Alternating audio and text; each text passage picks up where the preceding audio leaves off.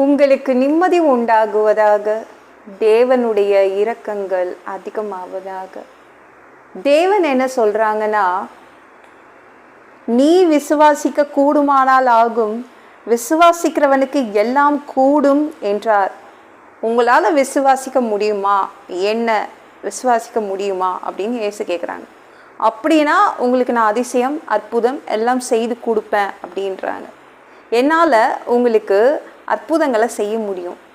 நீங்கள் விசுவாசிக்கலைன்னா நான் என்ன செய்ய முடியும்? என்ன நம்பலைன்னா நான் எப்படி உங்களுக்கு அதிசயங்கள் அற்புதங்கள் செய்து கொடுக்க முடியும்? முழு மனதோடு நம்பிட்டீங்கன்னா இயேசுவால் எல்லாம் செய்து கொடுக்க முடியும். கண்ணை மூடிக்கிட்டு நம்பிட்டீங்கன்னு வச்சுக்கோங்களேன், அவரால் அதிசயங்கள் அற்புதங்கள் செய்ய முடியும். இதுதான் தேவன் உங்ககிட்ட சொல்கிறாரு. ஆடாமல் அசையாமல் உட்காந்துட்டீங்க, அவரை நம்பி உட்காந்துட்டிங்கன்னா அப்போ என்ன ஆகும்? அதிசயம் நடக்கும், அற்புதம் நடக்கும். என்னது இது அப்படின்னு கேட்குறீங்களா? விசுவாசம் அதிகமாக இருக்கணும். நீங்கள் ஒரு சலூன் போகிறீங்க, அவர் முடி வெட்டுறாரு வச்சுக்கோங்களேன், தலையை ஆட்டுவீங்களா? அப்பப்போ சேர்லேருந்து இறங்கி ஐயோ இவரை நம்பி என் தலையை கொடுக்க பயமாக இருக்குது, இவர் ஒழுங்காக முடி வெட்டுவாரான்னு தெரில, இவர் ஒழுங்காக ஹேர் கட் பண்ணுவாரா தெரியல, அப்படிலாம் நீங்கள் நம்பிக்கை இல்லாமல் அப்படி பண்ணிங்கன்னா உங்களுக்கு ஹேர் கட் பண்ண ஆளே கிடைக்காது. கரெக்டாக யோசித்து பாருங்கள். இதுதான் தேவன் சொல்கிறாரு. என்னால் செயல்பட முடியல, நீங்கள் ஒழுங்காக உட்காரணும்ல, என்னை நம்பி உட்காரணும்ல அப்படின்னு தேவன் சொல்கிறாங்க. அவர் சொன்னார்னா உட்காந்துடணும். ஆபிரகாம் 25 வருஷம் கானான் நாட்டில் உட்காந்துட்டான். தேவன் சொன்னார்னு நம்பி வயசான காலத்தில் கானான் நாட்டில் போய் உட்கார்ந்தான். நீங்களாம் அப்படி உட்காரணும் அவரை நம்பி. அப்படி உட்காந்துட்டிங்கன்னா அற்புதம் அதிசயங்கள்லாம் நடந்துடும். எப்பவுமே நடந்திருக்க வேண்டிய அற்புதம் அதிசயம்லாம் உங்களுடைய அவநம்பிக்கையால் தான் அவர் செய்ய முடியாமல் போயிடுச்சுன்னு சொல்கிறாரு. இன்னைக்கு உங்களுடைய அவிசுவாசத்தால் தான் செய்ய முடியலன்னு சொல்கிறாரு. நான் என்னுடைய குடும்பத்தோட இந்த கிறிஸ்மஸ் அப்போ நாங்கள் ஏலகிரி போனோம். ஏலகிரி போகும்போது என் ஹஸ்பண்ட் தான் கார் ஓட்டினாங்க. கார் நல்லா ஓட்டுவாங்க. நாங்கள் சர்ச்சுக்கு மட்டும்தான் எடுத்துகிட்டு வருவோம், ரொம்பலாம் போக மாட்டோம் எங்கேயும். என்றைக்காவது ஒரு நாள் ஷாப்பிங் போவோம். நல்லா ஓட்டுவாங்க என் ஹஸ்பண்ட். ஆனால் அவங்க மலையில் கார் ஓட்டினதே கிடையாது. செம பயம் எனக்கு, சரியான பயம்.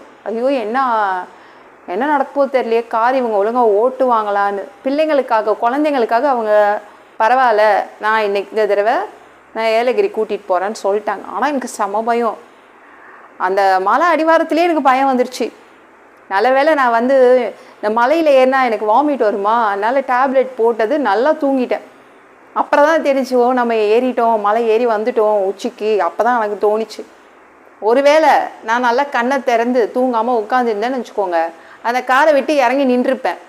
ஏலகிரி மலையில் அடிவாரத்திலே தான் நின்றுட்டு இருந்திருப்பேன், மேலே போயிருக்க மாட்டேன். அதே மாதிரி தான் நம்மளும் நிறைய பேர் இந்த இயேசு மேலே நம்பிக்கையே இல்லாமல் அற்புதங்கள் அதிசயங்கள் பெறாமையே நின்றுட்டுருக்கோம்.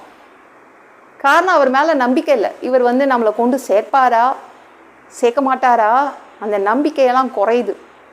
ஒருவேளை கானான் நாட்டிலேருந்து நம்ம ஆபிரகாமும் சாராலும் எல்லா மூட்டை முடிச்சுங்களோட அவங்க சொந்த நாட்டுக்கு போயிருந்தா என்னென்ன ஆயிருக்கும்?